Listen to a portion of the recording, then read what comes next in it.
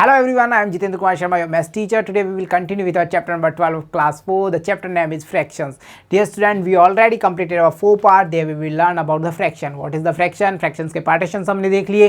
Equivalent fractions को कैसे reduce किया जाता है वो चीज़ हमने समझ ली. Mixed fractions को कैसे write करना है, कैसे pronunciation करना है, सबके ऊपर हमने discuss कर लिया था. साथ ही साथ हमने arrangement को learn कर लिया था about the fractions. कि उसे डिसेंडिंग कैसे अरेंज करना है, असेंडिंग कैसे अरेंज करना है, ये सब चीज़ें हम कर चुके थे. And in the previous parts we will start our exercise.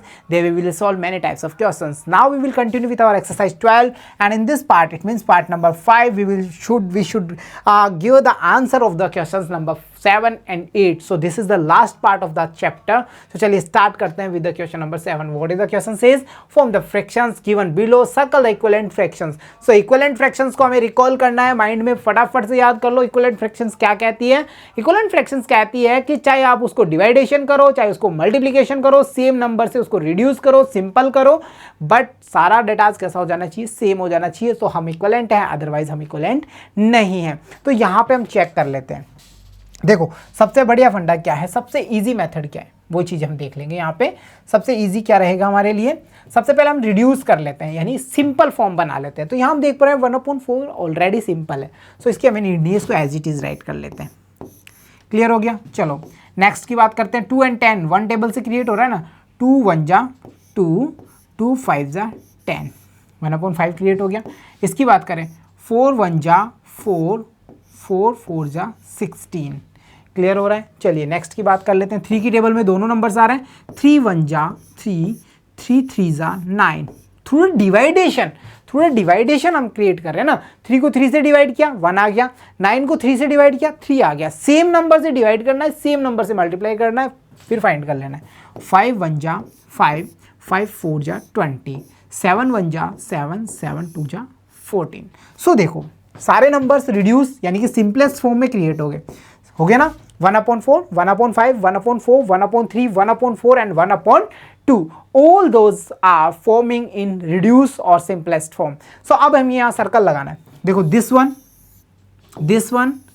and this one सारे वैल्यूज कैसे हैं, सेम आ रहे हैं. सो हम क्या कह सकते हैं, ये सारे नंबर्स इक्वलेंट फ्रैक्शंस हैं. कैसे हैं, इक्वलेंट फ्रैक्शंस हैं. 1/4, 4/16 and 5/20 are the equivalent. Clear. तो हम यहाँ आंसर क्या लिखेंगे, 1/4 इक्वल, इसका वैल्यूज कितना था देखो 4/16, okay, and equal 5/20. So this is our answer. कोई इशू नहीं है ना. चलिए नेक्स्ट और करते हैं, अच्छे से क्लियर हो जाएगा. चलिए अनदर वन आ गया. यहाँ भी नंबर्स हैं, हमें उन्हें भी अरेंज करना है. तो चलिए स्टार्ट करें. देखो 5/10. सो 1/5 1 जा 5, 5 2 जा 10, 1/2 क्रिएट हो गया. यहाँ करते हैं 7 and 8. सो दोज यहाँ क्या है, जब हम देख रहे हैं दोनों किसी टेबल्स में नहीं आ रहे, 1 की टेबल में आएंगे सेम नंबर रहेगा, और किसी टेबल में नहीं आ रहा ना. 2 तो 8 तो आ रहा है, बट हमारा 7 नहीं आ रहा. 7 ओनली 1 और 7 में आ रहा है. सो सेम रहेगा नंबर, कोई दिक्कत नहीं है. यहाँ चलते हैं 5, 5 1 जा 5, 5 3 जा 15, ओके.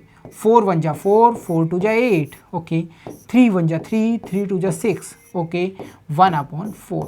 सो इक्वलेंट फ्रैक्शंस की बात करें, देखो 1/2, 1/2, 1/2. इनकी वैल्यूज राइट करें. फर्स्ट नंबर क्या था 5/10, okay, equal 2 3 4 number 1 2 3, 4/8 equal next one 3/6. So those are the equivalent fractions. Clear. अगर हम किसी फ्रैक्शंस का simplest form, reduce form create करते हैं, देन उनकी वैल्यूज सेम होती है, तो वो फ्रैक्शंस आपस में कैसी होंगी, इक्वल होंगी, एक दूसरे की इक्वलेंट फ्रैक्शंस कहलाएंगे. For example you can see, देखिए 1 का 5 टाइम कितना हो रहा है 5, ओके.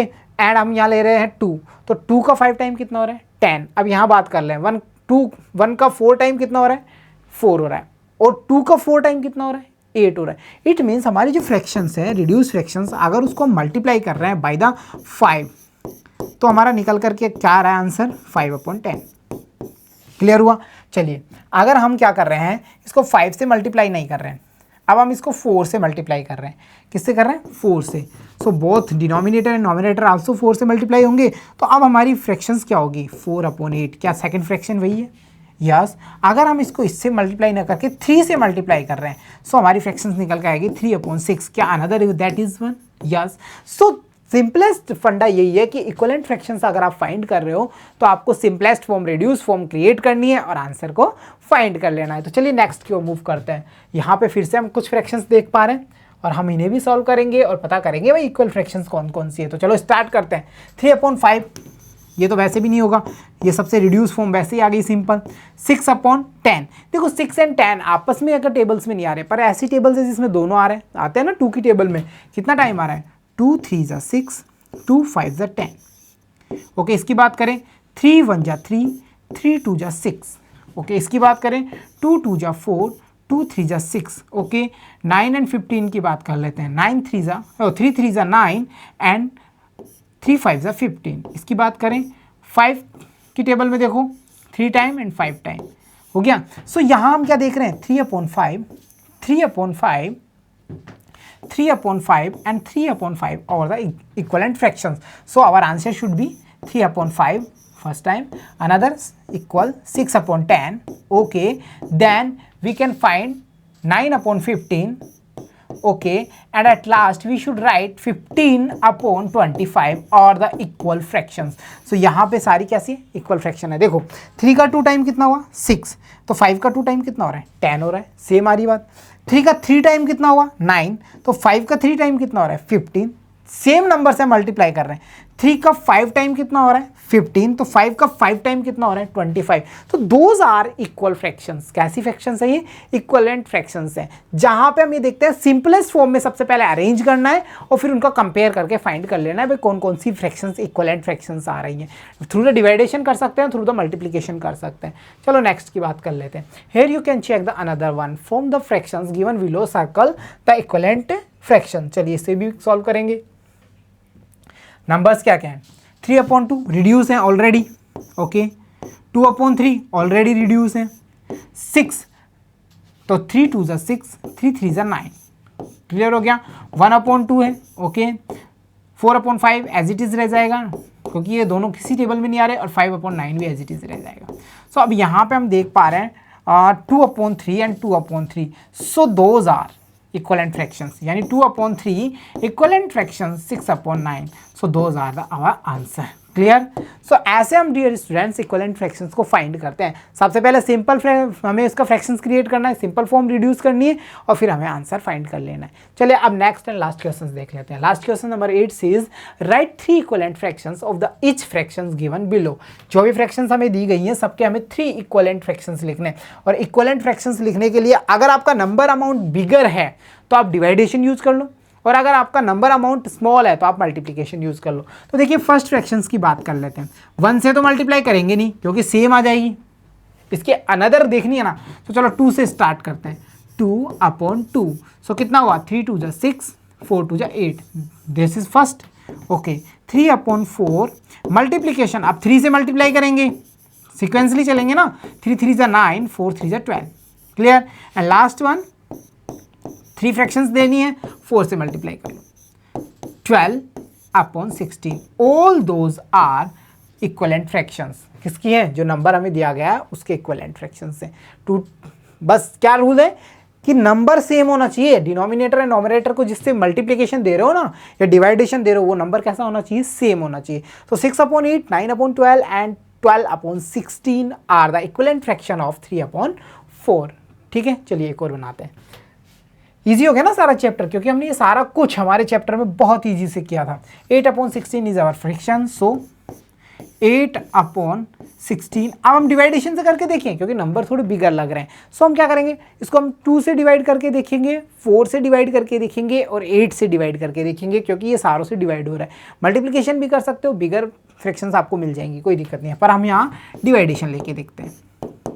देखो 2 से किया और इसको भी 2 से किया, सो हमारे पास निकल कर गया 2 4 = 8 एंड 2 8 = 16, 4/2। चलिए दोबारा again division by 4, division by 4। So fractions क्या हो रही है 2/4। And at last you can check division by 8 and 8। तो 8 1 = 8, 8 2 = 16। So those are equivalent fractions of the given fraction. देखो क्लियर है ना। और आप इनका अमाउंट चेक करके देखो, 4 1 जा 4, 4 2 जा 8, 1/2, 2 1 जा 2, 2 2 जा 4, 1/2, 1/2 ऑलरेडी है। और यहाँ भी चेक करते हैं, 8 1 जा 8, 8 2 जा 16, 1/2। सो इक्विवेलेंट फ्रैक्शंस का रिड्यूस मोड ऑलवेज कैसा होगा, सेम आएगा। रिड्यूस मोड कैसा रहेगा उनका, सेम होगा। चलो नेक्स्ट की बात कर लेते हैं। इसी का पार्ट 2 क्या कह रहा है, 1/5 है, इसका आपको फाइंड करना है। 1/5 कैसा नंबर है, स्मॉल है, सो क्या करेंगे, मल्टीप्लीकेशन करेंगे ना। 1/5 multiplication by 2/2, so our answer goes as 2/10, first fraction equal, okay. 1/5 multiplication by 3/3, so our answer goes as 3/15. And at last you can see 1/5 multiplication by 4/4, then our answer goes as 4/20, that is our all equivalent fraction of the given number. So check कर लो, 2/10 1/5, 3/15 1/5 and 4/20 1/5, and we always have 1/5. so all are कैसे हैं, सारी की सारी equivalent हो गई हमारी। तो इक्वलेंट फ्रैक्शन चिल्ला चिल्ला के कहता है भाई मेरे इक्वल आनी चाहिए, बस मुझे इक्वल चाहिए और कुछ नहीं चाहिए। क्या चाहिए, इक्वल चाहिए। रिड्यूस फॉर्म जब भी करोगे ना, सारे नंबर्स कैसे हो जाएंगे, सेम आ जाएंगे। चलो dear students, this was the last question of the series, और हमारा एक चैप्टर आज क्लोज होता है। हमने अच्छे से फ्रैक्शंस के बारे में अंडरस्टैंडिंग कर ली, चाहे फ्रैक्शंस की डेफिनेशंस हो, उसके पार्टीशंस की बात करें, उसके टाइप्स ऑफ फ्रैक्शंस की बात करें, like unlike, proper improper, mix fractions, सबकी बात हमने कर ली। साथ ही साथ हमने ये भी देखा कि इनके असेंडिंग डिसेंडिंग ऑर्डर को कैसे अरेंज करते हैं, कैसे हम इक्वल फ्रैक्शंस को फाइंड कर लेते हैं, और एक्सरसाइज 12 को हमने बड़ा इजीली सॉल्व कर लिया। एंड आई होप इस पूरे चैप्टर में आपको कोई प्रॉब्लम नहीं हुई ना। So keep watching, keep learning, see you soon in next class. Thank you.